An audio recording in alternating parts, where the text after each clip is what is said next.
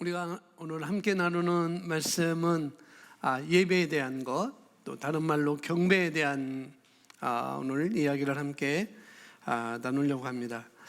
오늘 제목을 보니까 예배도 참된 예배에 대한 올바른 이해라고 되어 있습니다. 또 다른 말로 예배드리는 올바른 방법이라는 말이 되겠고요. 사람마다 다 우리가 예수 믿는 사람이라면은 신앙생활을 시작하고 나서 우리가 교회도 나오고 또 예배도 드리고 또 가정에서도 지금 예배를 드리고 있고 주일날 주일 예배도 우리가 드리고 있고 다 그렇습니다. 그런데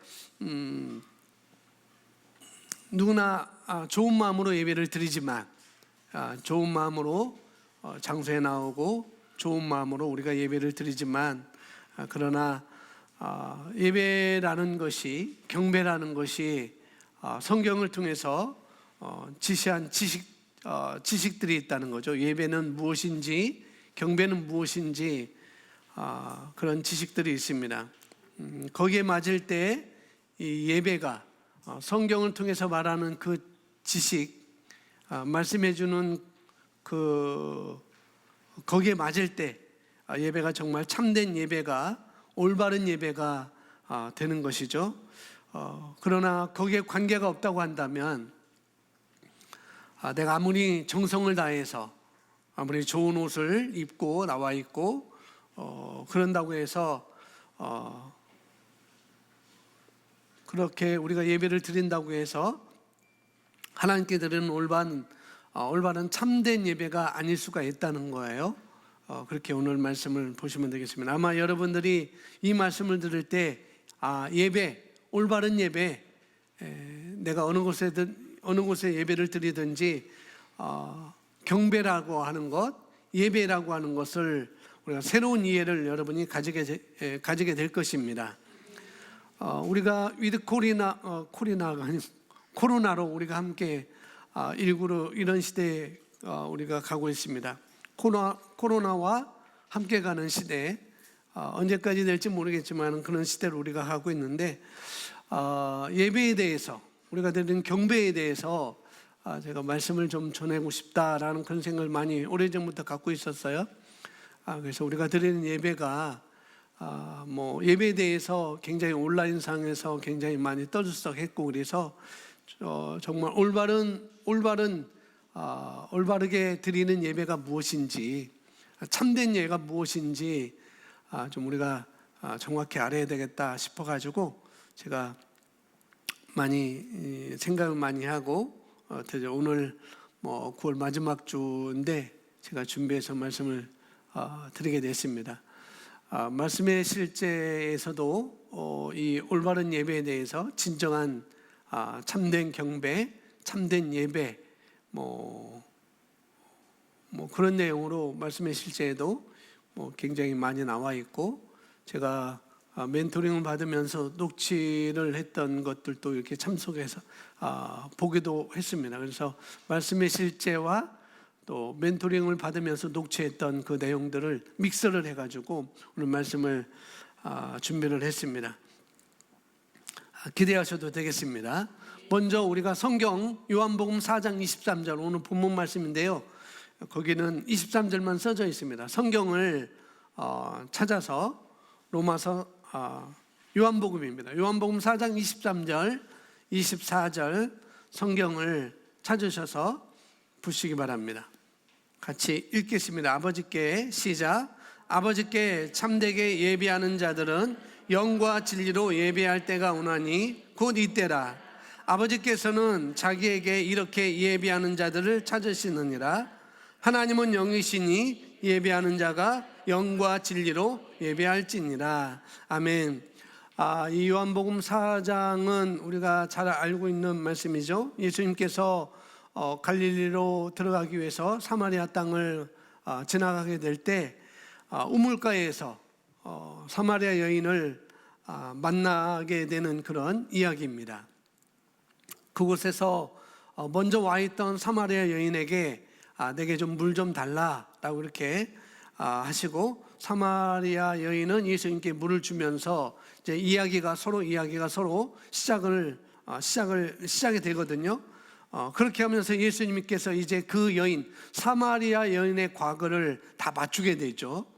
그 여인의 삶이 어땠는지 다 맞추게 됩니다. 그러니까 이 사마리아 여인이 보통뿐이 아니네, 그냥 선생으로 알았다가 자기의 과거, 자기 삶을 말하지도 않았는데 이분이 다 말하니까 이제 예수님은, 이 선생으로 알고 있던 이 사람은 이제 선지자군요, 선지자입니다 라고 이렇게 알게 돼서 이 사람이 선지자구나, 그런 생각이 이 사마리아 여인에게 오게 되죠. 그런 생각이 들어서 정말 내가 궁금한 것이 있었는데 내가 그러면 이 선지자에게 내가 궁금했던 것을 물어봐야 되겠다라고 그렇게 생각을 합니다.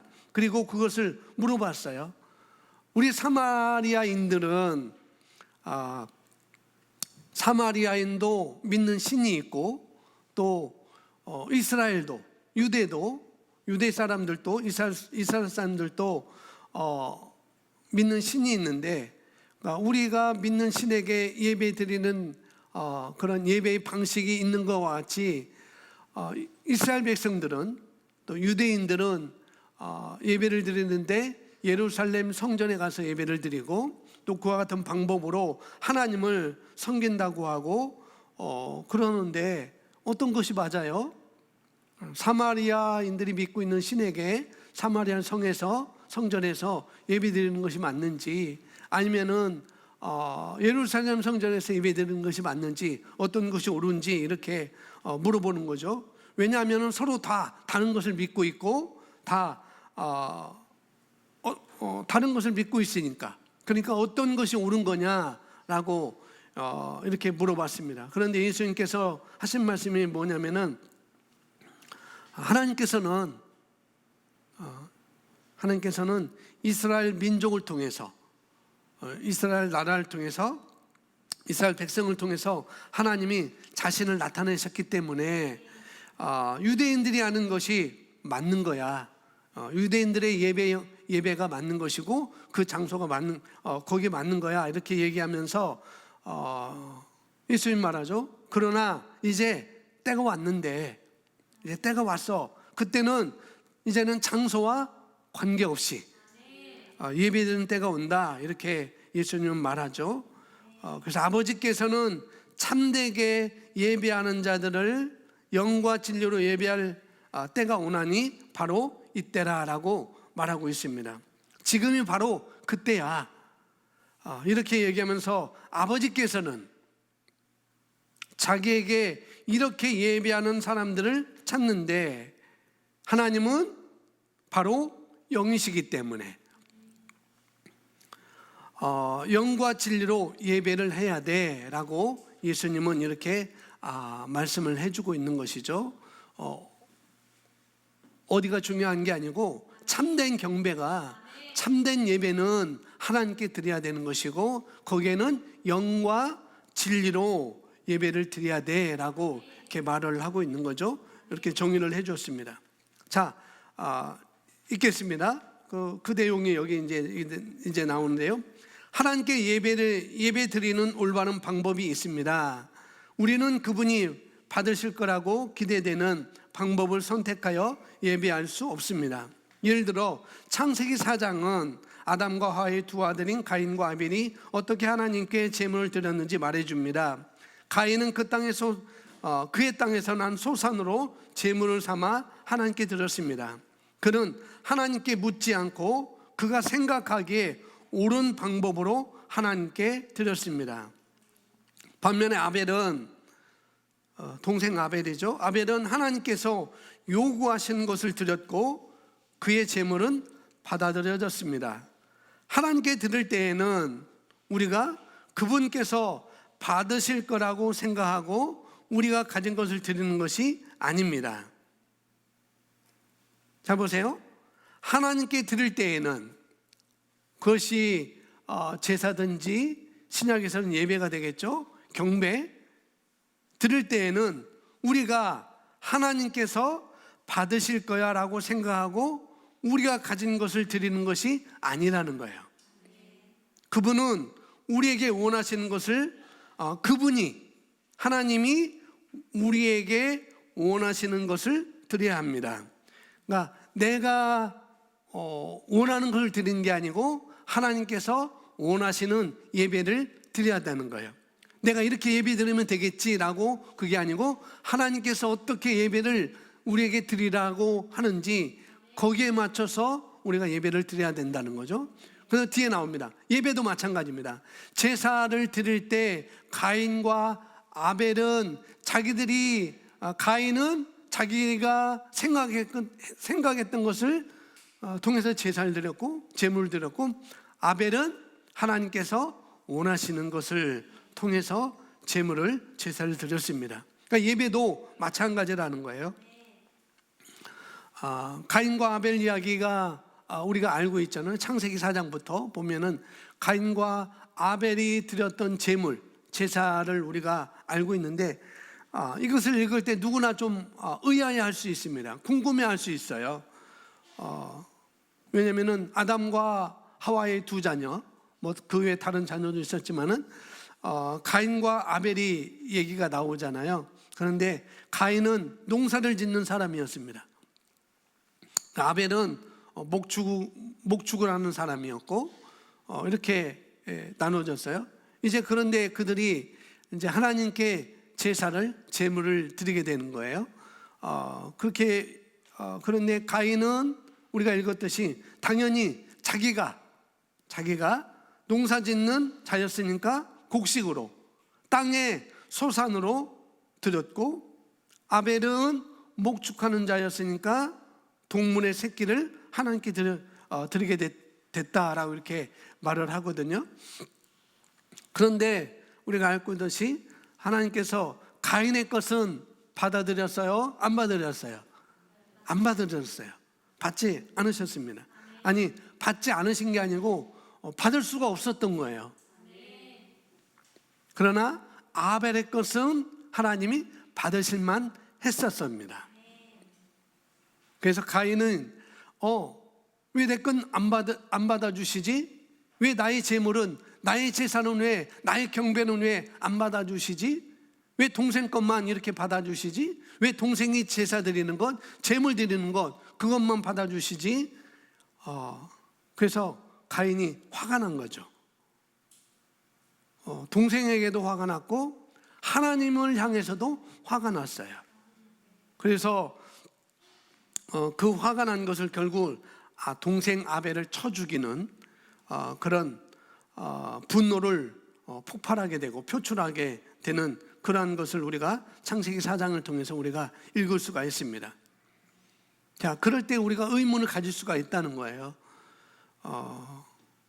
나중에 우리가 알게 예배에는 반드시, 제물에는 반드시 피가 있어야 되는 것이고, 그래서 아벨은 동물을 잡고 피를 들여서 그런 바른 제사를 드렸기 때문에 받아들여졌지만, 가인은 하나님이 원하시는 방식의 그 제물이 아니었기 때문에 받아들일 수가 없었던 것을 우리가 나중에 배우게 되는 것이죠. 그러면은 가인이 왜 내가 드리는 제물은 하나님이 안 받으셨지? 근데 왜 아벨의 것은 하나님이 받아주셨지? 그렇게 생각을 할 수가 있겠죠. 분명히 그런 의문을 가질 수가 있을 것입니다. 하나님께서 가인이 그걸 알았을 수도 있었을 거예요. 가인이 왜 자기의 제물은 하나님이 받아주셨고 안 받아줬고 아벨의 제물은 왜 하나님이 받아주셨는지 분명히 가인이 알 수도 있었을 거예요. 또 몰라서 그랬다고 한다면은 어떻게 해요? 이제 그것을 자기가 알아야 되겠죠. 왜 그런지. 그러니까 가인이 자기가 드린 제사 제물이 받아들여지지 않았을 때 또 아벨의 제사는 받아들여졌을 때 그건 딱 한 가지입니다. 뭐냐면은 하나님은 예배의 기준을 말해주시고, 예배의 기준이, 제사의 제물의 기준이 뭔지 말해주시고, 그 예배에 합당한 것을 받으실 수 있다는 것입니다. 그걸 말해주고 있습니다. 그러니까 가인이 자기 제사가 받아들여지지 않았을 때, 나의 제사는 왜 받아주지 않았지? 그렇게 고민하면서 나도 아벨과 같이 한번 드려볼까라고 생각을 할 수도 있었겠죠. 그런데 그렇게 다른 방식으로 가인도 접근을 했다고 한다면, 그러면은 또 한 번의 기회가 있었을 것이고, 또 뭐예요? 얼마든지 바르게 교정할 수 있는 그런 기회도 가인에게는 있었을 수 있었다는 거예요. 그런데 가인의 태도는 뭐냐면은, 나는 제대로 했는데 왜 내 것은 안 받으셨어? 하나님께서 내 동생 아벨의 것만 받으셨어? 이렇게 접근하는 태도와 또 모든 구부러진 그런 사고, 그런 것들이 있는 것을 우리가 가인을 통해서 우리가 알 수가 있습니다. 그래서 가인과 아벨의 제사는 우리가 나름대로 잘했는데, 나는 나름대로 잘했다고 생각하는데, 그런데 그런 것은 소용이 없다는 거예요. 나는 잘했는데 그런 건 소용이 없다는 것입니다. 뭐냐면 말씀을 통해서 하나님을 알아가고 하나님께서 기대하시는 것이 뭔지, 만약 제물을 드린다면 하나님께서 어떤 제물을 원하시는지 그 기준에 합당하게 드리려고 내가 노력하고 내가 찾아가야 되는 것은 우리가 해야 될 몫이라는 거예요. 그런데 예배도 마찬가지라는 것입니다. 가인과 아벨의 제사를 통해서 우리가 봤듯이 우리가 오늘 드리는, 우리가 앞으로 드리는 이 예배도 마찬가지라는 거죠. 자, 보실까요? 자, 예배도 마찬가지입니다. 정확히 그분이 하나님이 원하시는 바를 하면서 하나님의 말씀의 빛 가운데 행하는 것이 중요합니다. 그냥 우리의 정성만 가지고는 안 된다는 거예요. 나의 정성, 물론 정성이 있어야 됩니다. 그러나 그 정성만을 가지고 내가 온전한 예배를 드렸다? 그게 아닐 수도 있다는 거예요. 왜냐하면 하나님께서 이미 예배에 대한 기준을 저와 여러분에게 알려주셨기 때문에 그런 것이죠. 그것을 다음에서 설명해 주고 있습니다. 예배도 마찬가지라는 것, 어떤 기준인지, 올바른 정성을 다하는 것이 아니고 참된 예배가, 참된 경배가 어떤 것인지 우리에게 설명해 주고 있습니다. 이어서 보겠습니다. 왜냐하면 어떤 것이 단지 좋아 보인다고 해서 그것이 곧 하나님께서 받으실 만한 것이라는 의미는 아니기 때문입니다. 누군가 이렇게 말하는 것을 들어보았을 것입니다. 어떤 사람도 자신이 선택한 방법으로 예배 드릴 수 있습니다. 나는 조용히 마음으로 하나님께 예배를 드릴 것입니다. 그것은 잘못된 것입니다. 물론 하나님은 당신의 마음을 아십니다. 그러나 예수님은 말씀하셨습니다. 뭐라고 말씀하셨는가? 너희는 기도할 때 이렇게 말하라. 예수님께서는 너희는 기도할 때 조용히 하라.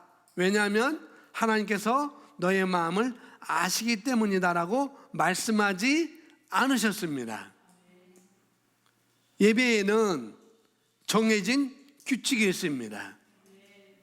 우리는 성령을 통해 말씀으로, 예배의 규칙을 말하는 거예요. 우리는 뭘 통해? 성령을 통해 말씀으로, 즉 영과 진리로 누구에게 예배해요? 하나님께 예배를 하는 것이고, 거기에는 또 뭐가 있어야 되는가? 주님께 우리의 손을 들고 그분의 이름을 고백해야 합니다. 성령 하나님, 성부 하나님, 성자 예수님을 말하고 있는 것이죠. 그래서 우리가 보통 예배에 정해진 규칙 이렇게 할 때 많은 것을 생각할 수 있어요. 보통 예배의 규칙은 여러분이 다른 곳에 가서 예배를 드리게 되면 그런 규칙들이 있을 거예요. 뭐 한 다음에 뭐 하고, 뭐 한 다음에 뭐 하고, 뭐 한 다음에 뭐 하고, 그렇게 됩니다. 신앙 고백한 다음에 교동문하고, 교동문한 다음에 찬양하고, 찬양한 다음에 대표기도하고, 대표기도한 다음에 성경 읽고, 성경 읽은 다음에 성가대 찬양이 있고, 이것을 예배의 규칙이라고 이렇게 알고 있습니다. 보통 그래요. 물론 그것도 교회의 어떤 질서를 위해서 우리가 있어야 되겠지만은, 그러나 그것이 꼭 정해진 규칙은, 성경에서 말하는 꼭 정해진 규칙은 아니라는 거예요. 예배를 말할 때 그렇게 말하고 있습니다. 예배에 정해진 규칙은 오늘 본문 말씀에서 요한복음 4장 23절 24절 말씀에서 말해주고 있거든요. 성령 하나님을 통해 영과 진리로 성부 하나님을 예배해야 된다. 그리고 주님, 성자 예수님의 이름을 고백하는 것, 그렇게 성경 우리에게 말해주고 있습니다. 그래서 여기서 영과 진리로라고 말하고 있는데, 신령과 진정으로라고 우리가 또 알 수가 있어요. 그렇게 배워왔습니다. 여기서 영이라는 것은 뭐 뒤에서 자세히 말씀드리겠지만은, 우리가 거듭난 영이잖아요. 우리는 영이고 혼을 가지고 있고 육안에 살고 있잖아요. 그래서 거듭난 영이라고 하는 것. 그래서 저는 여러분은 거듭난 영인 것입니다. 그래서 거듭난 영을 가지고 우리가 하나님께 예배 드릴 때 바로 그것이 온전한 참된 예배가 된다는 거예요. 그리고 진리, 진리는 우리가 정말 하나님의 말씀이 진리잖아요. 그리고 예수 그리스도, 이것을 바로 오늘 예배의 요소는 바로 그런 거라는 거죠. 뭐하고 그런 것이 아니라, 진정한 예배의 요소는 하나님, 영과 진리로 성령을 통해서 하나님께 예배를 하고, 그 다음에 우리가 주 예수 그리스도의 이름을 우리가 고백하는 것, 그것이 예배의 요소라고 오늘 제가 말씀을 드릴 수 있어요. 그래서 히브리서 13장 15절 제가 써놨는데 그렇게 말합니다. 그러므로 우리는 예수로 말미암아 항상 찬송의 제사를 하나님께 드리자. 이는 그의 이름을 증언하는 입술의 열매니라. 우리는 주님의 유대하심과 인자와 사랑과 자비와 은혜를 찬미하며 그분을 찬양합니다. 예배에. 그러니까 그냥 나름대로 정성스럽다고, 내가 정성스럽게 예배를 드린다고 해서 하나님께서 기뻐 받으시는 그런 제사가 아니라, 그런 예배가 아니라, 성경을 보니까 영과 진리로 예배를 해야 한다, 그렇게 말씀하셨고요. 그리고 예수 그리스도 그 이름을 우리가 증언하는 입술의 열매로 드려야 된다라고 말하고 있습니다. 이것이 바로 예배의 요소라는 거예요. 그래서 이런 것이 없다면 아무리 신앙 고백하고 교동문하고 찬양하고 대표기도하고 그런다 할지라도, 이런 것이 없다면은 그 예배는 정성스럽게 우리가 예배 드렸다 할지라도 하나님이 받으실 만한 그런 영적인 예배는 아니라고 우리가 볼 수 있어야 되는 것이라죠. 그런 걸 말하고 있습니다. 자, 중간쯤 보면 이렇게 말했습니다. 이제 참된 경배에 관한 올바른 이해입니다. 참된 경배라고 써놨어요. 자, 참된 경배라는 말은 또 다른 성경 번역본에서도 참된 경배라고 이렇게 써놨기 때문에 제가 한번 그렇게 써놨습니다. 그러나 경배라고 하는 말은 우리가 알아듣기 더 쉬운 말로는 뭐예요? 예배예요. 예배. 참된 예배 아시겠죠? 그리고 지금 여러분이 지금 이 모임 여기 2층에서 4층에서 또 우리가 알아듣기 쉬운 말로 우리가 예배를 드리고 있는데, 이 모임을 뭐라고 얘기하는가? 예배라고 얘기한다는 거예요. 그렇죠? 오늘 이 말씀을 통해서 이 말씀을 배우고 난 다음에 이 모임이 예배라고 한다면 이 모임을 참된 예배로 만들어야 되는 것은 바로 저와 여러분의 몫이라는 것이죠. 저와 여러분은 참된 예배자인 것입니다. 참된 예배자로서 오늘 이 모임에 우리가 참석하고 있는 거예요.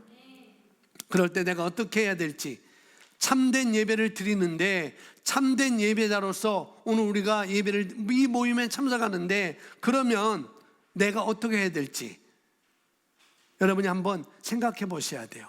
예배자로서 내가 앉아 있는데 내가 어떻게 예배를 드려야 될지 여러분이 생각해 보셔야 된다는 거예요.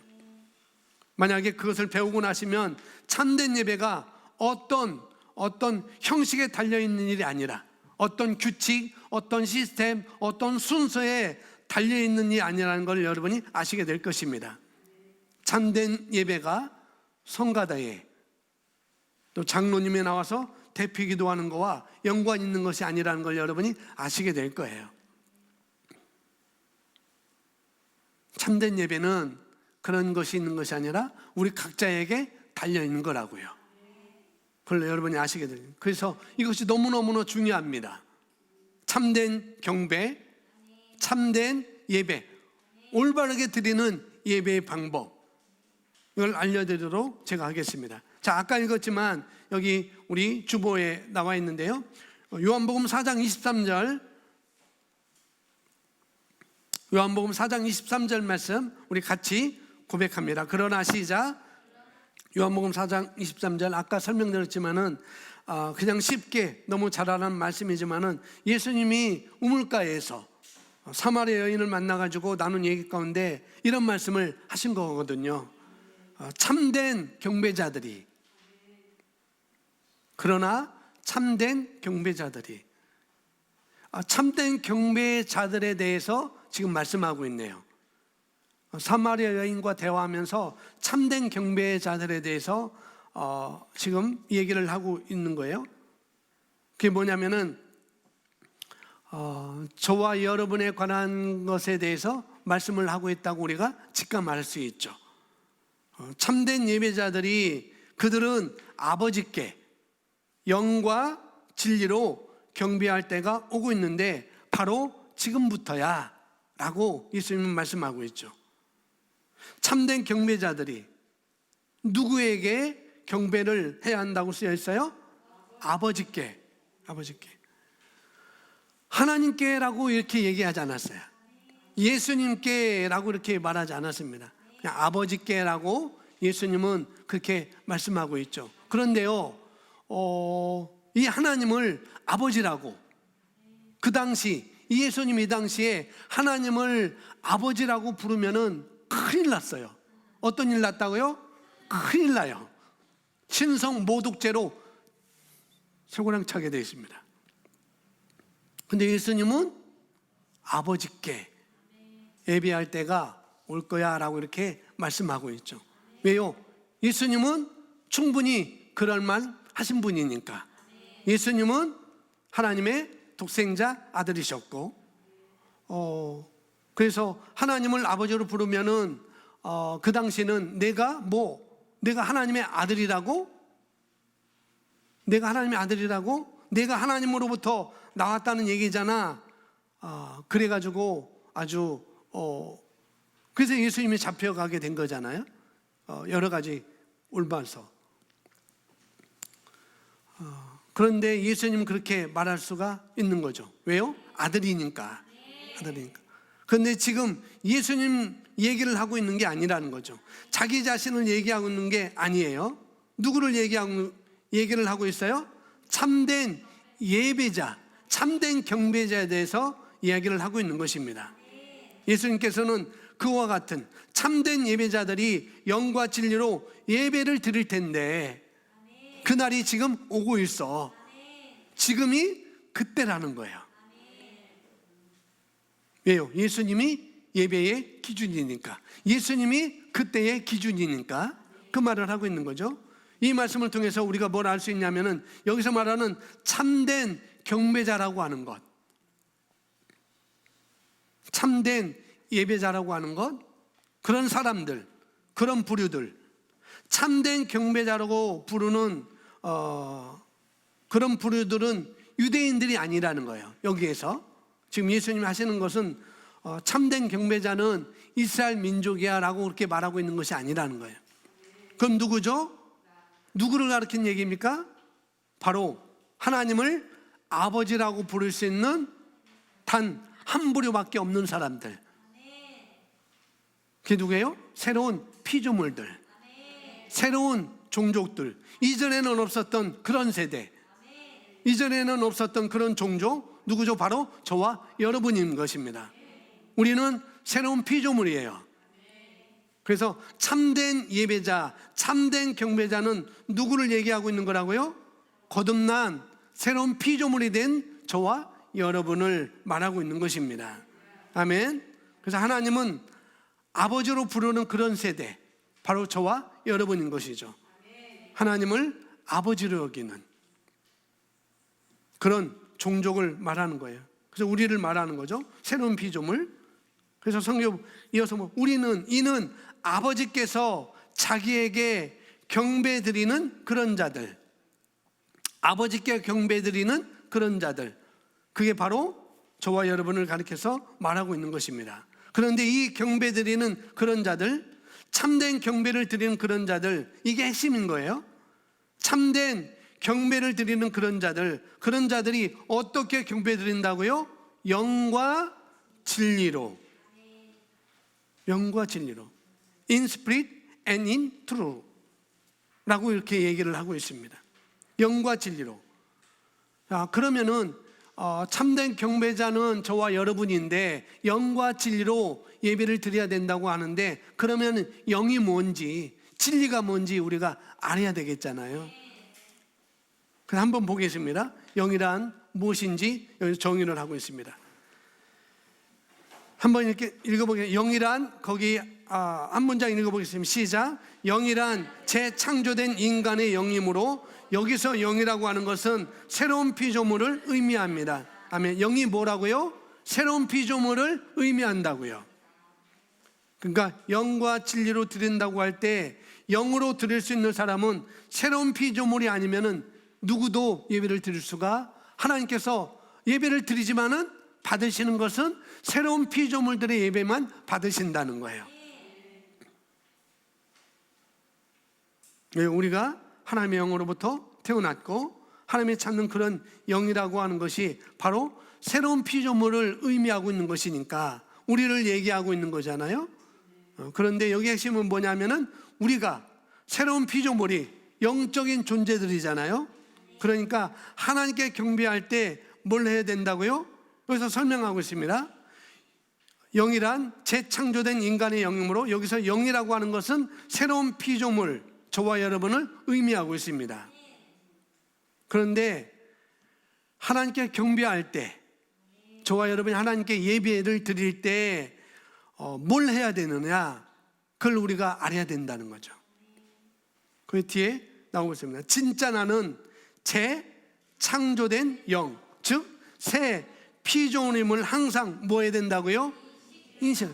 예, 내가 새로운 피조물이라는 것을 인식하는 거예요. 그러니까 참된 예배, 참된 경배가 뭐냐면은 내가 누구인지를 인식하고 드리는 것입니다. 그죠?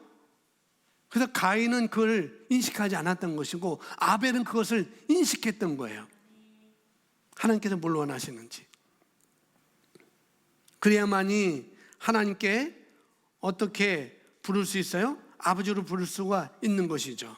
그리고 삶 가운데 나타나는 모든 형상들을 뭘로 인식하고 생각할 수 있습니까? 거듭난 그리스도인은 나로 생각하고 인식할 수가 있는 것이죠. 그러니까 말씀이 말하는 바가 무엇인지, 내가 뭘 할 수 있는지도 바라보는 거예요. 예배를 드리면서 세상에 보는 내가 아니라 뭐예요?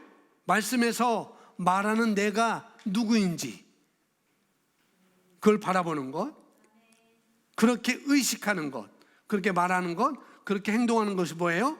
영과 진리로 할 때 바로 영이 그거라는 것이죠. 아시겠죠? 자, 두 번째, 영에 대해서 말했고, 두 번째는 진리입니다. 두 번째는 진리의 다른 표현은 뭐라고요? 실제입니다. 진리에 관한 거예요. true라고 하는 것. 진리의 다른 표현은 실제입니다. reality. 실제라는 말 아시죠? 실제라는 말은 사실과 팩트와 다른 말이라는 거죠. 팩트라는 말과 의미가 달라요. 그러니까 팩트와 true는 진리는 다른 의미가 있습니다. 어떤 의미는 사실과 진리라고 하는 말은 완전히 다른 말이라는 것. 그걸 뒤에서 차이점에 말해주고 있어요. 그래서 진리라는 말 대신에 실제라는 말을 쓸 수가 있는 것이고요. 이어서 보겠습니다. 우리는 사실이라고 하는 말과 사실과 진리의 차이점을 구분할 수 있어야 됩니다. 사실, 팩트라고 하는 말은 정의를 이 사실이라는 건 팩트라고 하는 말을 정의를 내리면 뭐냐면은 사실은 우리가 처한 상황이나 환경 그리고 우리에게 발생한 사건에 대해서 오감으로 인지해서 정보를 얻는 것입니다. 사실이 팩트가 뭐라고요? 내가 처한 상황이나 환경 그리고 우리가 발생한 사건에 대해서 오감으로 인지해서 정보를 얻는 것. 오감을 통해서 정보를 얻는 것. 그것이 사실이라는 거죠. 그러니까 아프니까 그냥 아프다고 생각하는 것. 그게요. 뭐 할 수 없다고 하니까 뭐뭐 할 수 없다고 하는 것. 이건 안 된다고 하니까 그냥 안 되는 줄 아는 것. 그게 뭐예요? 팩트라는 거예요. 그게. 그런데 저와 여러분이 참된 경배자로서 우리는 팩트로 인식하면 안 된다는 것이죠. 뭐 해야 된다고요? 진리로, 실제로 실제가 되어지는 것이거든요. 진리는 실제가 되어지는 것입니다. 그래서 우리가 실제한다고 할 때 그 실제가 그게 무슨 말인지 한번 보겠습니다. 여기 한번 보십시오. 요한복음 14장 17절에서 아주 우리에게 말해주고 있습니다. 진리의 영이 함께 있습니다. 시작. 여기 이 말씀 요한복음 14장 17절 말씀 보니까 여러분, 세상은 하나님께 참된 예배를 드릴 수 있어요? 없어요? 없습니다. 왜요? 알지도 못해요. 그들은 알지도 못하고 그들은 보지도 못합니다. 봐야 되고 알아야 되는데, 오감의 정보를 가져야 되는데 그런 게 없잖아요. 그럴 수 없어요. 그러니까 예배가 그들은 안 된다는 거죠. 그래서 저는 어떤 면에서 교회마다 다 그럴 수밖에 없는 상황이지만은 어떤 새신자가 올 때 아무런 그런 정보 없이 이 복음에 대한 정보 없이 와서 예배 드리는 것은 그것은 그렇게 할 수 있지만은 그러나 그렇게 오기 전에 먼저 그 사람을 만나가지고 리더나 전도할 사람들이 그 사람에게 복음에 대해서 말해주는 거예요. 복음에 대해서 말해주고 그래서 와서 그걸 잘 이해할 수 있도록. 그렇지 않으면은 오해할 수가 있어요. 이 교회는 예배 규칙이 없네, 정해진 규칙이 없네. 왜 묵상기도 안 하지? 왜 교동문 안 하지? 왜 신앙고백 안 하지? 왜 대표기도 안 하지? 그런 규칙으로 인하여서, 그런 정보로 인해서, 오감으로 얻은 그런 것으로 인해서 오해할 수 있고 예배가 방해될 수 있고 또 그 사람이 말씀을 받는데 또 방해가 될 수가 있다는 거죠. 그래서 직접 예배 자리에 오는 것도 좋지만은 여러분이 주중에 그 사람을 몇 번씩 만나서 복음을 알려주고 예수님을 영접하고 그래서 올 수 있도록, 그것이 중요하다고 제가 말씀을 드리는 거예요. 여기 앉아 계신 분들은 지금 가정에서 예배드리는 모든 분들은 이제 영과 진리로 참된 예배를 드려야 되겠죠. 그럴 때 여러분이 내가 누구인지, 오늘 이 자리에서 여러분이 예배드리는 그 장소에서 어떻게 하냐, 내가 누구인지,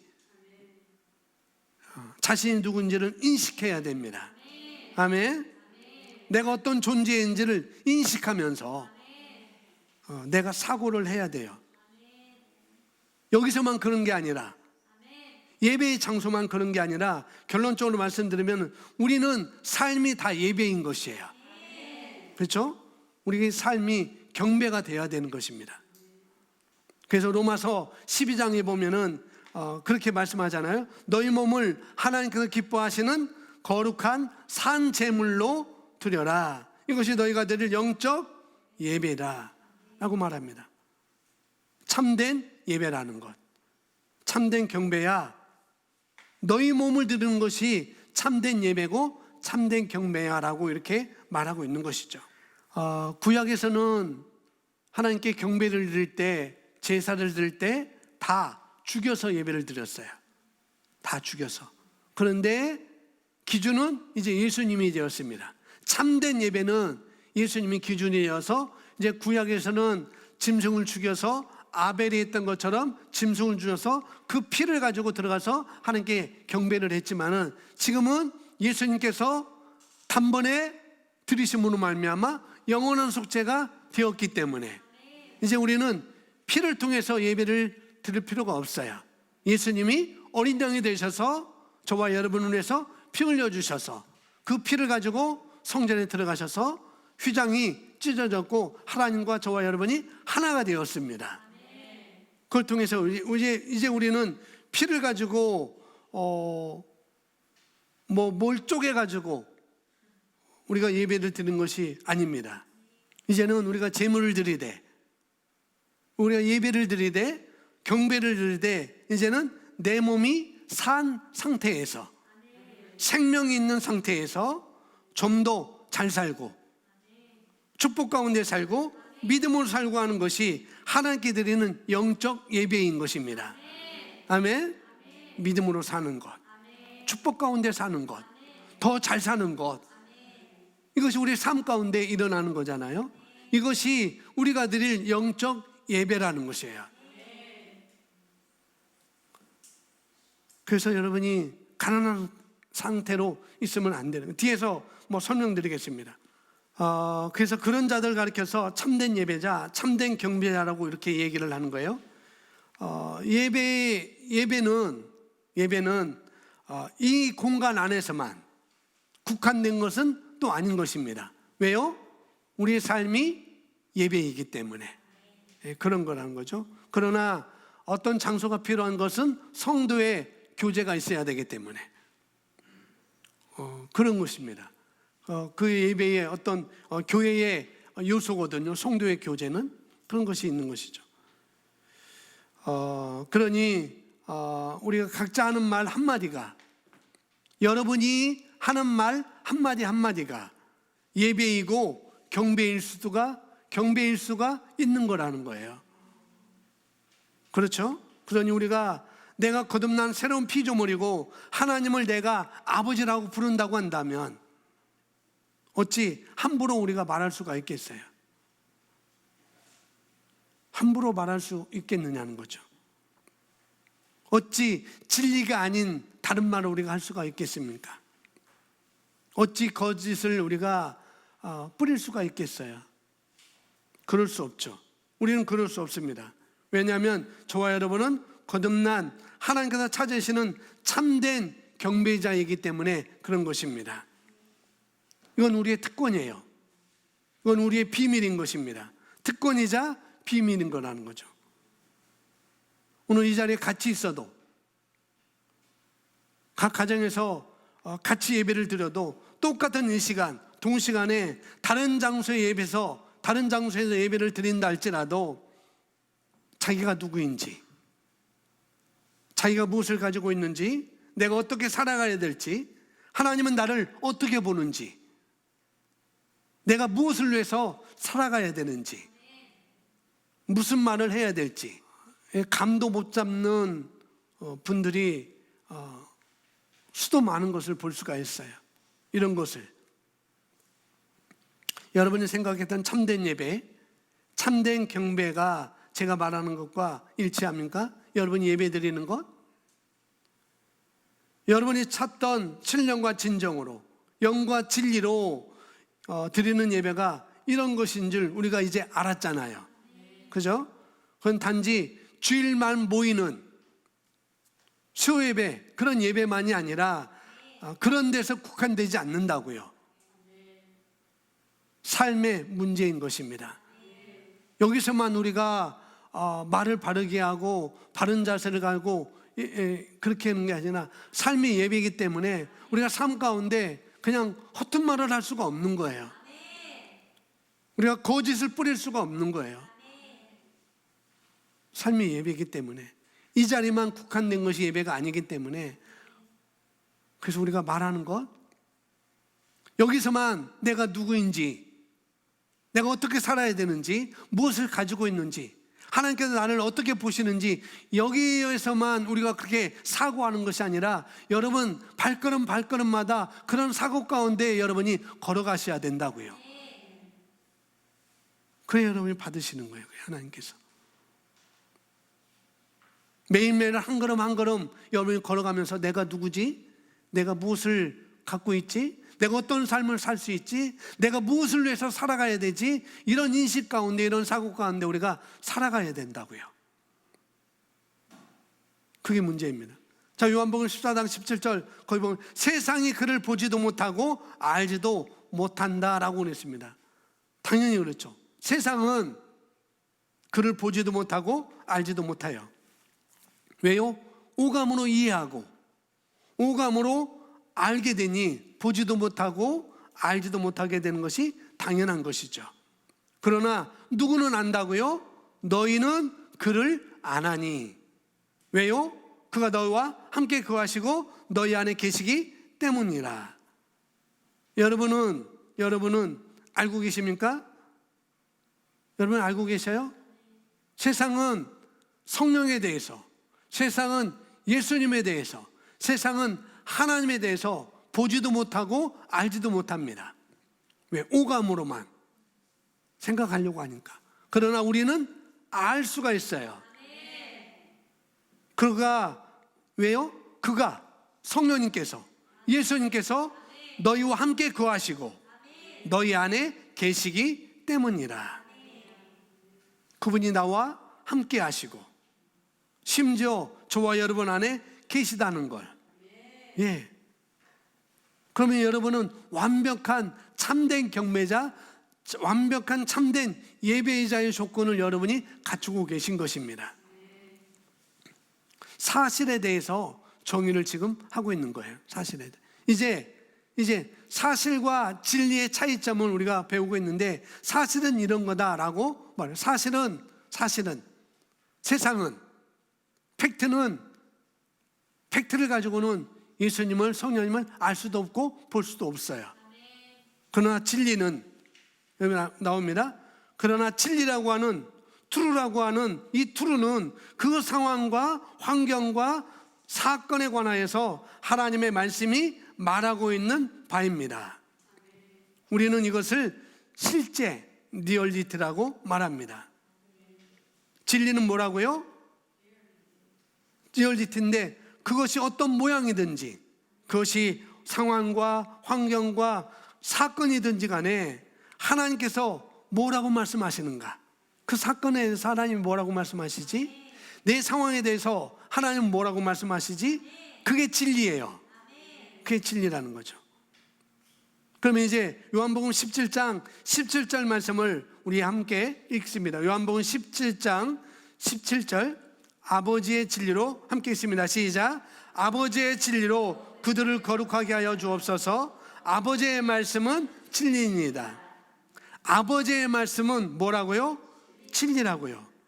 그러니까 말씀이 진리라고 말하는 것이죠. 그러면은 이제 어떻게 적용해야 될지. 말씀은 다른 말로, 진리는 다른 말로 실제라고 그랬어요. 실제. 그런데 여기 말하니까 하나님의 말씀은 진리이고, 그러니까 하나님의 말씀은 실제라는 것이죠. 실제. 그러면 그렇다고 한다면 팩트는 그걸 우리에게 가져올 수 없지만 진리는 우리에게 가져올 수 있는데, 그럼 이것을, 이 진리를, 이 실제를 내가 어떻게 적용해야 될지 그걸 뒤에서 설명하고 있습니다. 자, 우리가 반드시 알아야 할 것은 진리가 항상 사실을 이긴다는 것입니다. 우리가 반드시 알아야 할 것은 진리가 항상 사실을 이긴다고 하는 것입니다. 저를 따라서 고백하십시오. 진리가 항상 사실을 이긴다. 진리가 늘 사실을 이긴다. 진리가 항상 사실을 이긴다. 아멘. 여러분 이것을 한번 3번씩 말해보세요. 진리가 늘 사실을 이긴다. 이걸 말하든지 진리가 항상 사실을 이긴다. 이걸 말하든지 3번만 여러분이 지금 고백하시기 바랍니다. 시작. 저와 여러분이 진리가 항상 사실을 이긴다고 하는 것. 여기서부터 여러분 흔들리시지 마셔야 됩니다. 이건 마땅한 거고요. 진리가 하나님의 말씀이니까 그렇게 말하고 있죠. 자, 그러면 한번 읽겠습니다. 고린도후서 4장 18절 말씀. 우리가 보는 것은 시작. 우리가 바라보는 것은 보이는 것들이 아니요 보이지 않는 것들이라. 이는 보이는 것들은 잠깐뿐이지만 보이지 않는 것들은 영원하기 때문이라. 로마서 4장 19절 말씀. 그가 믿음이 약해지지 아니하여 약 100살이 되고서도 자기 몸이 이제 죽은 것으로 생각하지 아니하고 또 살아야 돼도 죽은 것으로 생각하지 아니하였느니라. 아멘. 고린도서 4장 18절 말씀에서 우리가 저와 여러분이 바라보는 것은, 여기서 우리는 누구입니까? 새로운 피조물. 그러니까 새로운 피조물의 시각을 여기서 말하고 있는 거예요. 새로운 피조물들은 어떻게 해야 된다고요? 새로운 피조물들이 바라보는 것은 보이는 것이 아니다. 팩트가 아니라는 거예요. 이럴 때 바라본다고 할 때 쓰여진 표현이 컨시더라고 라는 그런 표현을 쓰고 있어요. 컨시더리라는 단어가 여러 가지가 의미가 있습니다. 제가 영어를 번역해서 보니까 여기에는 이 컨시더리라고 하는 이 영어 단어의 의미는 여러 가지가 있는데 여기서는 주시하다라고 되어 있어요. 주시하다, 뭐 바라보다, 주시하다 같은 말이죠. 그런 의미도 있고요. 또는 뭐냐면 숙고하다, 비슷한 말로 고려하다, 그런 의미도 있습니다. 다시 말해서 우리가 새로운 피조물인 우리가 숙고하는 건 뭐라고요? 보이는 것이 아니라 보이지 않는 거라는 거죠. 감각에 의존하지 않는 것이 바로 저와 여러분이 하는 것입니다. 그렇게 숙고를 해야 된다는 거죠. 그리고 이 컨시더리라는 이 영어의 단어가 어떤 의미가 아니면 무엇으로 중히 여긴다라는 그런 의미도 있습니다. 무엇으로 중히 여긴다. 그러니까 새로운 피조물인 우리가 여기는 것은 진리로 여기는 거 뭐예요? 눈에 보이는 것이 아니라 보이지 않는 거야 라고 그렇게 내가 여기는 것입니다. 이런 얘기를 하고 있는 거죠. 그런 것을 내가 숙고하는 것이고, 그런 것을 내가 주시하는 것이고, 보이지 않는 것을 내가 주시하는 것이고, 보이지 않는 걸 내가 바라보는 것이고, 보이지 않는 것을 내가 숙고하는 것이고, 보이지 않는 것을 내가 중요하게 여기는 것. 이게 새로운 피조물의 사고방식이라고요. 그렇게 말하고 있습니다. 로마서 4장 19절에 우리가 읽었는데 거기 아브라함 얘기잖아요. 우리가 잘 알고 있듯이 아브라함이 믿음이 약해지지 아니하였다라고 말합니다. 참된 경배자로서 조건을 갖추고 있는 거네요. 약해지지 않았는데 그 이유가 뭐냐면은 100살이 되고서도 자기 몸이 이제 죽은 것 같은 걸 알았어요. 죽은 것 같은 것. 이게 뭐냐면 사실이죠. 아브라함의 사실이었어요. 팩트였습니다. 100세가 되었으니까 자기 몸이 죽었다고 볼 수가 있는 것이죠. 이제는 아이를 생산할 수 없는 그런 사실로 자기가 그렇게 그건 팩트지만 죽은 것이지만 준 것으로 생각하지 아니하고 할 때 생각한다는 게 뭐예요? 여기서 위에 쓰였던 것처럼 새로운 피조물로 여기는 것입니다. 새로운 피조물로 여기는 이해. 컨시더리라는 단어를 쓰고 있어요. 여기서도 분명히 그렇게 생각하지 아니했다는 거예요.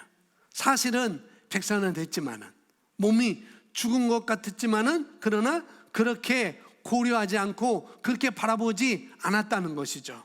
그렇게 여기지 아니했다. 그렇게 숙고하지 아니하였다. 왜요? 아브라함은 믿음의 본인이니까. 또 뿐만 아니라 사라, 자기 아내의 사라한테도 죽었지만, 이런 얘기를 하죠. 죽은 것은 사실 팩트이지만 그가 죽은 것으로 컨시더하지 아니하였다. 죽은 것으로 생각하지 않아. 내 몸도 그렇고 내 아내의 사라의 몸도 이제는 끝난 것으로 생각하지 않아. 난 아브라함이 그렇게 생각했다는 거예요. 사실을 바라보는 것이 아니라 뭐예요? 진리를 바라보는 것이죠. 자, 아브라함은 그의 육의 눈으로 볼 때 자기 몸도 늙고 사라의 태도 죽었지만, 이건 팩트라고 그랬어요. 여기까지는 팩트입니다. 그러한 상황들을, 그러한 것들을 뭐 하지 않았어요? 상관하지 않았습니다. 왜요? 진리니까. 반드시 진리가 있었을 때 가능한 것입니다. 여러분이 마찬가지로 여러분이 어떤 상황과 환경과 그 사건에 대해서, 그건 사실일 수가 있어요. 사실입니다. 그러나 그 사실을 우리가 어떻게 바라볼 것인지, 그것은 문제가 아니라는 것. 우리는 진리를 가지고 바라볼 수 있어야 됩니다. 아멘. 진리를 가지고 바라보는 거예요. 여기서 보니까 눈에 보이는 것은 죽었지만은, 죽은 것 같았지만 상관하지 않았다라고 이렇게 얘기를 하고 있습니다.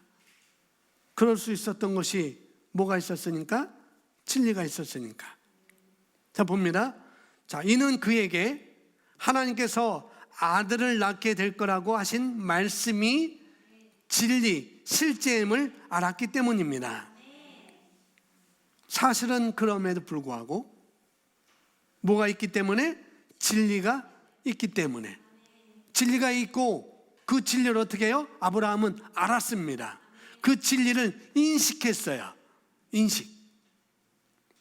그래서 창세기 18장에서 말하고 있죠. 진리가 있으니까, 말씀이 있었으니까, 실제가 있었으니까. 그 실제가 뭐예요? 어떤 게 실제예요? 창세기 18장 10절 말씀이 실제입니다. 오늘은 하나님께서 천사를 보내서 아브라함에게, 그 아내에게 말합니다. 때가 되면은 내게 진짜 아들이 있을 거야. 종으로 부리는 그 양자가 내 씨가 아니라 정말로 내 씨가 때가 되면 있을 거야 라고 하나님은 천사를 통해 그렇게 아브라함에게 말해 주죠. 그때 아브라함은 그것을 사실이 아닌 진리로 받아들였어요. 똑같이 사라에게도 똑같이 말해요. 때가 되면 내 몸을 통해서 아들을 낳을 거야. 진짜 너희가 소망하는 그 아들이 있을 거야 라고 이렇게 말해요. 근데 성경에서 보면은 사라는 뭐 했다고요? 그 말을 듣고 뭐 했어요? 웃었어요. 웃는 모습을 천사가 봤어요. 그래서 천사가 사라에게 내가 왜 웃니? 내가 왜 웃어? 내가 진리를 말하는데, 내가 말씀을 말하는데, 내가 하나님의 말씀을 전하고 있는데 왜 웃지? 내가 믿지 않기 때문이야. 사라는 웃었어요. 속으로 웃었다고 이렇게 얘기를 합니다. 근데 아브라함은 100세나 되었지만, 자기 아내의 몸이 죽은 것 같았지만은, 태가 이미 아기를 낳을 수 있는 그런 조건이 없었지만은 아브라함은 거기에 그 사실에 흔들리지 않았다고요. 말씀을 그대로 가져갔습니다. 말씀을 그대로 삶에 적용한 것이죠. 자, 욥기서 22장 29절은 이렇게 말합니다. 욥기서 22장 29절 같이 고백하겠습니다. 시작. 사람들이 내던져지면 너는 일으킴이 있으리라고 말할지니라.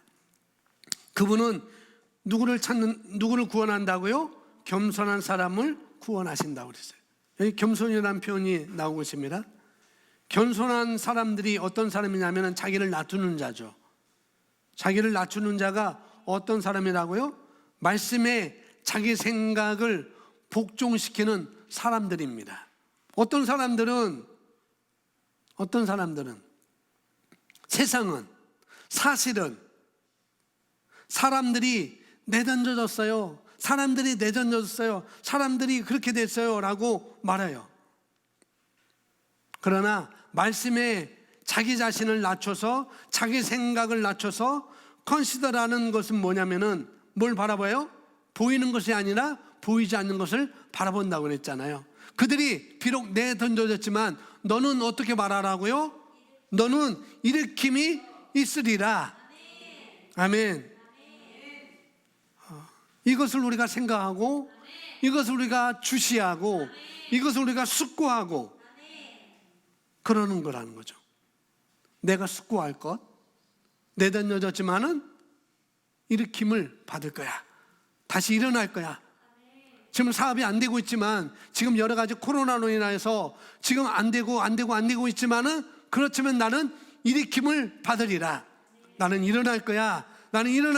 내 사업은 잘 될 거야. 내 일은 잘 될 거야 라고 내가 말하는 거예요. 이게 새로운 피조물의 인식인 것이고, 영과 진리로 예배하는 자가 바로 그런 자라는 거예요. 우리는 그런 존재입니다. 영과 진리로 예배하는 거예요. 이것이 경배하는 것이고, 하나님은 이런 사람을 찾습니다. 못해요. 안 되겠어요. 바빠서요. 시간이 없어서요. 힘들었어요. 그렇게 말합니다. 독서 코칭을 또 얘기 안 할 수 없어요. 2달 동안, 8주간에 두 달 동안 20권을 책을 읽고, 책만 읽는 것이 아니라 거기에 따른 여러 가지 미션을 해내는 작업을 해야 돼요. 돈을 안 벌고 있는 사람은 돈을 벌여야 되고, 월 200만 원이라고 한다면 300까지 올려야 되고, 그런 미션이 있어요. 그래서 그거 안 하면 매주마다 꾸중 들어요. 그리고 선생님이 몇 살인지 모르겠지만은 2000년도에 23살이었으니까 지금 몇 살일까요? 그러면 2003년도에 23살이었으니까 지금 40살? 40살이면 저보다 한참 못 살았네요. 근데 그분이 40살인 선생님이 제게도 반말을 해요. 네가 그렇게 카톡을 그렇게 보내고, 제가 나이가 몇 살인지 모르니까 네가 그러니까 안 되는 거야, 성공할 수 없는 거야, 그럽니다. 그렇게 자꾸 말하는 그런 사람들에게 뭐가 안 된다, 뭐가 어쩌다 그러면은 그것을 그 생각을 뒤집을 수 있는 동영상을 보내줘요. 그걸 보고 고치라고. 사실상 오늘 먼저 그걸 보고 제가 설명하고 말씀을 드리려고 했는데 시간이 다 안 돼가지고 다음에 그 영상을 보려고 합니다. 뭐가 안 된다고 해요. 힘드니까 어렵다고 해요. 어려우니까 힘들다고 하고, 어려우니까 안 한다고 하고. 그러면은 안 하면 어렵지 않느냐? 안 해도 어렵다는 거예요. 뭘 안 해도 어려운 거고 해도 어렵고, 그러면은 해서 어려운 것을 한번 해보는 게 낫지 않겠느냐?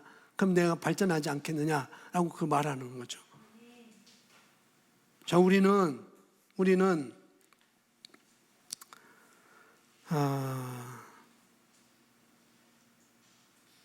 말씀에 나를 낮추는 것입니다. 말씀에 나를 복종시키는 거예요. 새로운 피조물은 바로 그겁니다. 새로운 피조물. 사실에, 팩트에, 상황에, 환경에, 사건에 여러분을 복종시키는 것이 아니라 실제, 진리에 그 상황이 어떤지 간에 말씀이, 하나님께서 말씀하시는 바가 무엇인지를 우리가 거기에 가져가는 것이죠. 우리는 거기에 가 있어야 되는 것이고 그런 존재들입니다.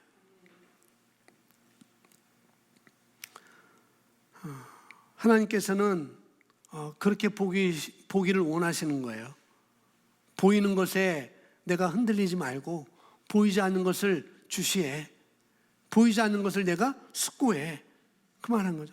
사람들은 내던져졌다고 쓰러졌다고 안 된다고 말하지만은 새로운 피조물인 너는 그렇게 인식하면 안 되지 않니?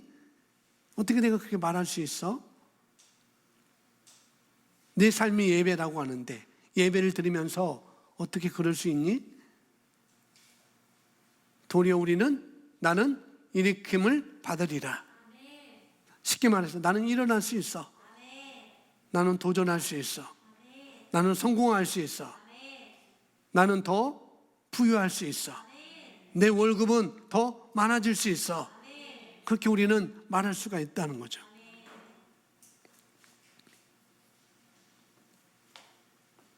하나님은 우리에게 주어진 축복과 영광과 권능 가운데 살아가기를 원하십니다.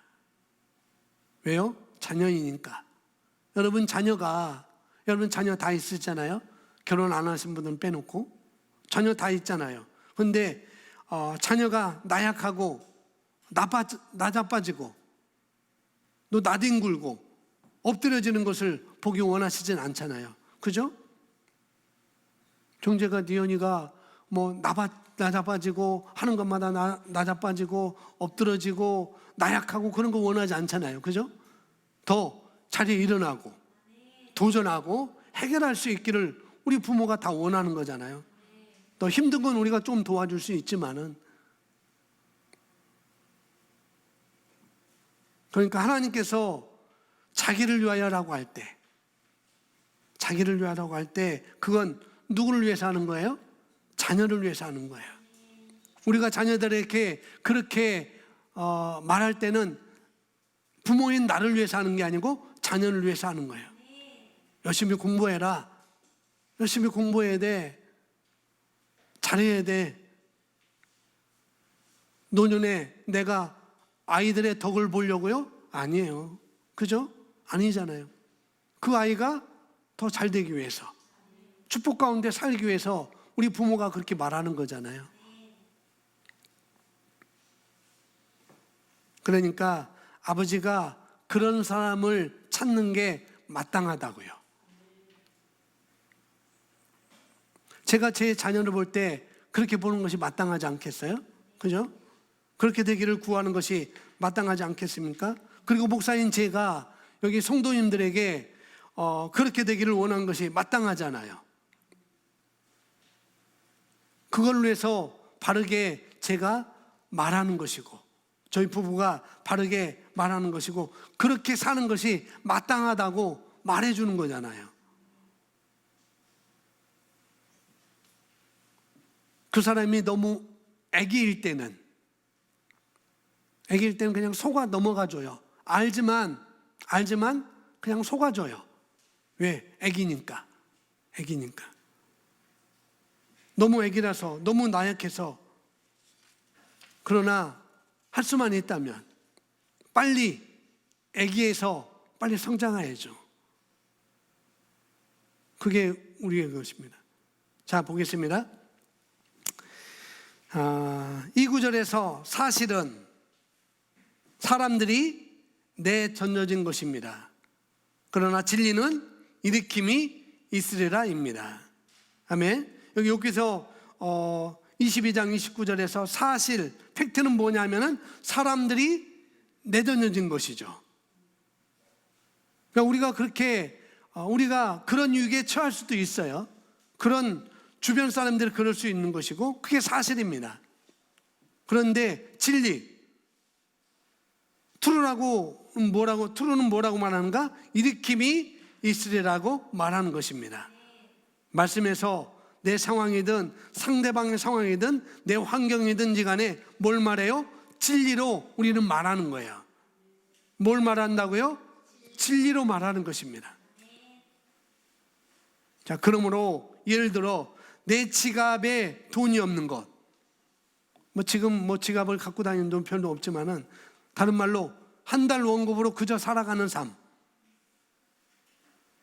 이것은 사실입니다. 내 지갑에 돈이 없는 것, 이것은 사실입니다. 한 달의 월급으로 한 달, 두 달 간신히 살아가는 것, 이것은 팩트라는 거죠. 그러나 우리는 그런 사실을 말하지 않죠. 참된 경배자들은 영과 진리로 내 삶을 예배합니다.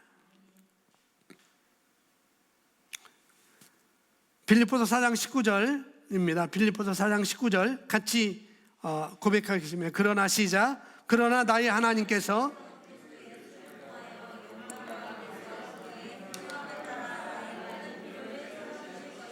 아멘. 이렇게 말해야 되죠. 내 지갑에 없는 것은 사실이지만 모든 필요를 따라 채워주실 거야. 이게 저와 여러분의 말을 해야 되는 것입니다. 그런데 이건 약간의 조건이 있어요. 하나님께서 나의 모든 것을, 나의 필요를 채워주시는 데는 조건이 있습니다. 19절 보니까 19절 그 이전 앞구절 보면 대상자들이 어떻게 했냐면은 하나님 나라가 확장되는, 영혼 구원하는 그 일에 선교 사역을 위해서 헌신적으로 물질로 심고 먹을 것을 사도 바울에 보냈던 것을 볼 수가 있습니다. 심었다고요. 심었어요. 여러분이 만약에 재정 분야에 관해서 한 달 월급으로 한두 달 살고 계신다고 한다면, 그러면 그 풍요함을 따라 나의 모든 쓸 것이 어떻게 해요? 채워질 거라고 얘기하려면 기본적으로 뭐가 있어야 된다고요? 삶 가운데 심는 삶을 살아야 된다고요.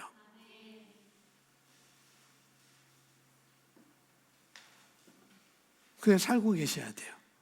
심는 삶. 그것도 마땅한 거잖아요. 그렇죠? 그래서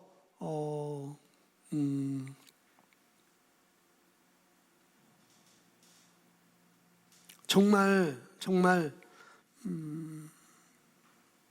풍요함을 따라 나의 모든 필요를 채워주시는데, 그렇게 되려면은 심는 삶이 전제 조건이 돼야 된다고요.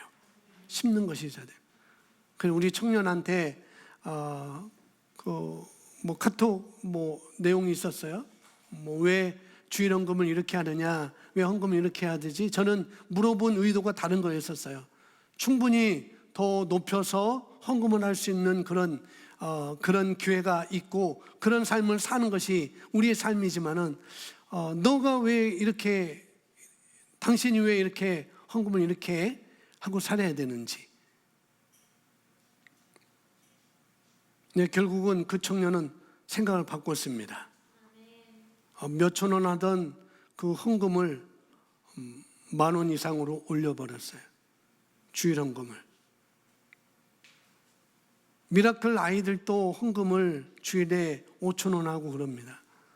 정말 내가 부유하기를 원한다고 한다면, 정말 내가 하나님께서 그 풍성함을 따라 나의 모든 것을 채워지기를 원한다고 한다면, 그렇다면 전제 조건이 있어야 된다고 그랬잖아요. 심어야 된다고 그랬어요. 무엇으로 심든지 그대로 거둔다고 그랬습니다. 여기 계시지만은 우리 교회 오시면서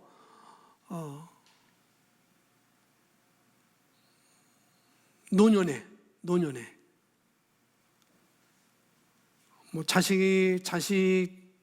자식들에게 용돈을 좀 받는 것으로 아끼지 않고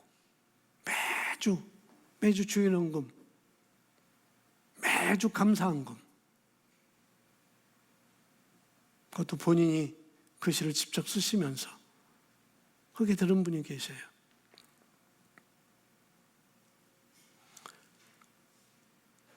어떤 사람이 마태복음 13장인가요? 어떤 사람이 그런 예수님 비유를 하죠.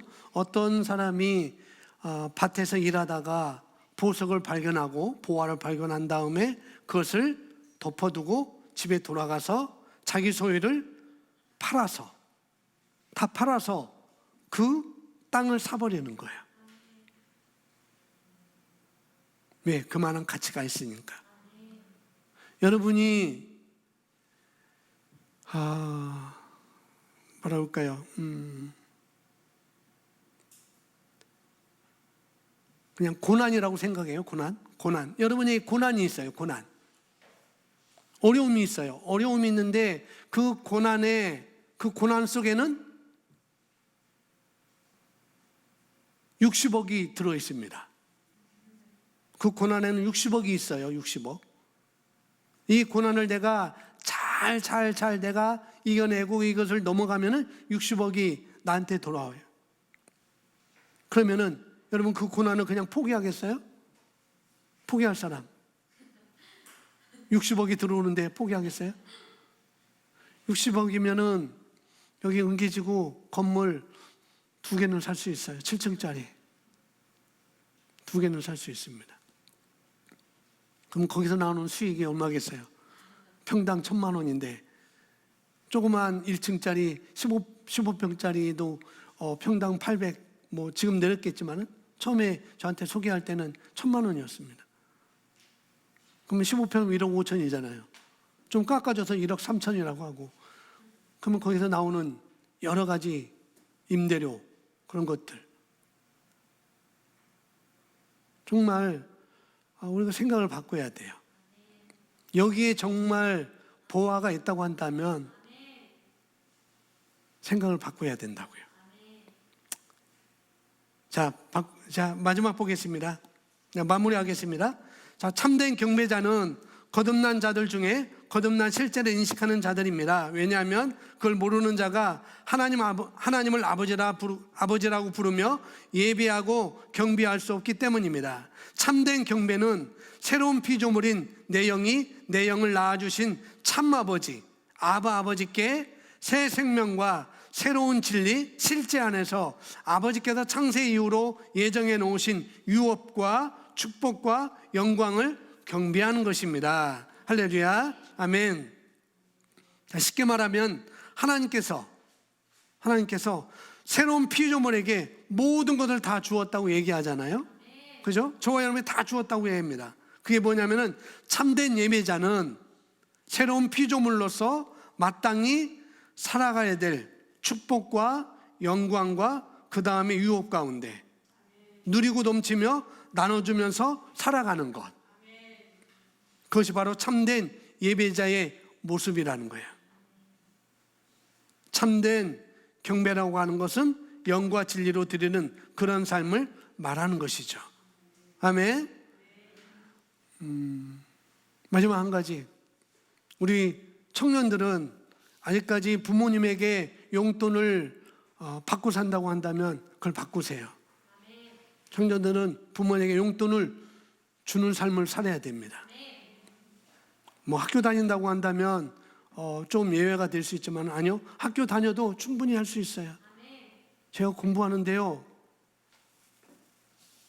다음 단계 시간 관리 때문에 3단계를 제가 신청해서 또 뭐 여러 성도님들이 하라고 또 그래가지고 하라고 또 뭐 돈도 주면서 수업료, 수강료도 내라고 이렇게 해주고 그런 분들이 계는데 물론 3단계까지는 하고 싶었었어요. 근데 거기서 늘 코치하는 게 뭐냐면은 청년들 왜 돈 안 버냐? 왜 청년들 돈 안 버냐? 왜 청년들인데 왜 부모님에게 아직까지 용돈 받고 있느냐? 거기에 임땡은이라는 여자 청년이 있어요. 근데 그 청년은 아직까지 그거 받고 있어요. 선생님한테 되게 혼났어요.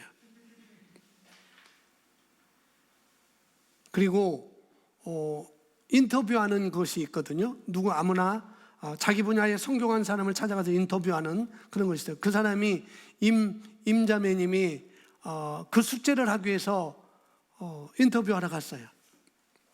그냥 마을 사람, 마을 그 뭐 있잖아요, 마을 딜리버리인가 뭔가, 마을 그 마켓 뭐 이렇게 홍보해주고 뭐 배달하고 그게 있다고 하는데 그 마을에 공항 근처에 원룸만 많이 있는데 거기에 자기가 알바를 해서 배달해 주는 거예요. 근데 그 사람을 인터뷰하다가 어떤 사람이 그 가게에 왔는데 이 청년 괜찮네? 이렇게 돈 벌려고 하고 이렇게 일하려고 하네? 그래서 그 사람 보고 당신 뭐 합니까? 당신 독서 코칭 받고 있습니다. 거기가 과제 미션 중에 인터뷰하는 내용이 있어서 성공 분야의 사람을 찾아가서 또 그와 같은 수준의 사람을 찾아가서 인터뷰하는 것입니다. 라고 하니까 가만히 듣고 있다가 그러면 당신 우리 회사 와봐라. 그 다음날 가서 채용됐어요. 우리 청년들은 좀 생각을 바꿔야 돼요. 놀지 말고 일어나 딴따라 있잖아요. 울지 말고 일어나가 아니라 놀지 말고 일어나. 개구리 왕눈이 돈 버셔야 돼요. 제 입에 이렇게 말한 거 신기하죠? 돈 벌려고 하는 거. 그렇게 살아야 됩니다. 그래서 부모님에게 용돈을 주면서 명절 때 식사도 한번 대접하시고 그렇게 하세요.